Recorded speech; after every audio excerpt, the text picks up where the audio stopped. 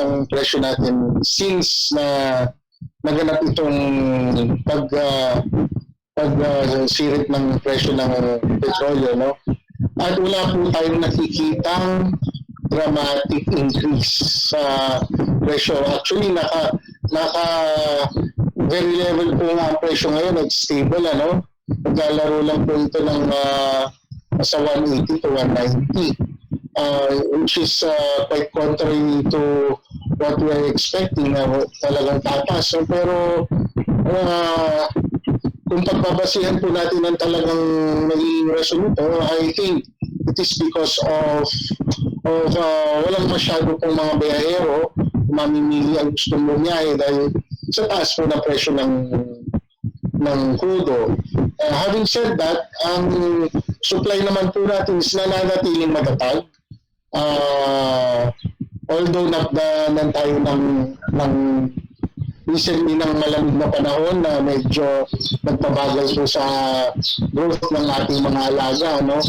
And not to mention po yung medyo may scarcity ang fingerlings dahil po sa mga nakaraang bagyo na talagang na-diminish po yung supply ng fingerlings po natin.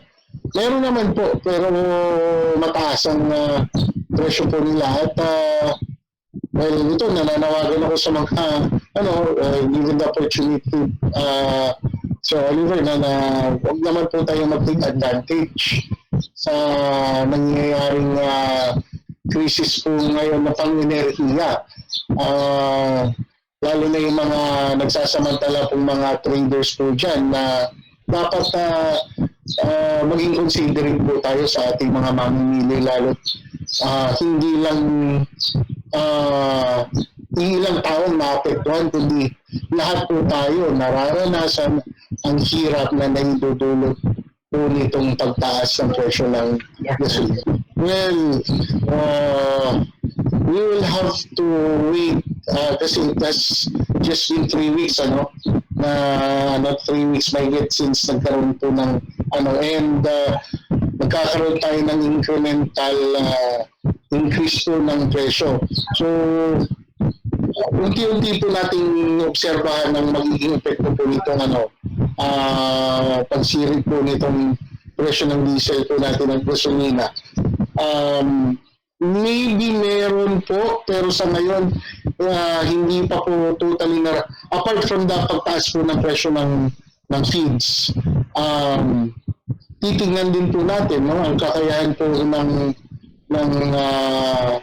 mga exporters and importers na makapagpadala ng mga po natin, ng mga produce po natin, and makapagparating po ng mga raw materials na kakailanganin po ng feed companies and other inputs po in general na talagang kasama po dito sa production ng bangus. So, I hope that the government is doing something, and I know they are naman, na para talagang ma-ibsan ito, ma-neutralize itong effects nito. So, I'm hoping na magkakaroon po tayo ng programa at mga alituntunin na talagang masupag na sunod, mararamdaman po natin ang epekto na to na mababawasan ang sobrang kahirapan po natin na nararamdaman dito sa pagtaas